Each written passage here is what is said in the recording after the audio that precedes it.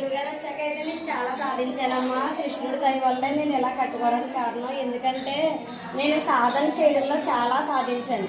యాక్చువల్గా first of all నేను డబ్బుని కానీ ఇలాంటి ఎప్పుడూ కోరుకోలేదు. భగవంతుని ఎప్పుడు నాకు 10 మందికి సహాయం చేయాలన్న కోరిక ఒకటే.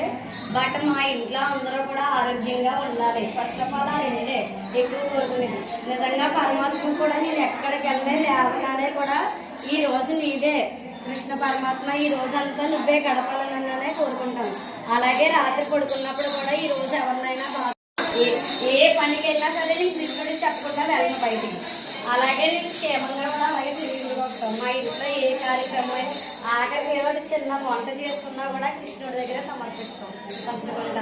నెక్స్ట్ మా పిల్లలు కూడా ఫస్ట్ ఆఫ్ ఆల్ మా పిల్లలు కూడా స్నానం చేయగానే కృష్ణుడి దగ్గర దండం పెట్టుకుంటారు.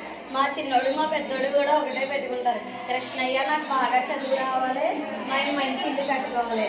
నిజంగా కృష్ణ పరమాత్మ వాళ్ళు చెప్పిందే వింది నాకు ఇంతటి ఇల్లు ఇవ్వడానికి కారణం కూడా మా పిల్లల్లో కూడా సాధన రావడం వల్లే.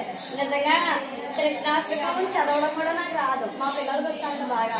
భగవద్గీత నాకు పట్టుకోవడం అంటే ఏంటో తెలియదు.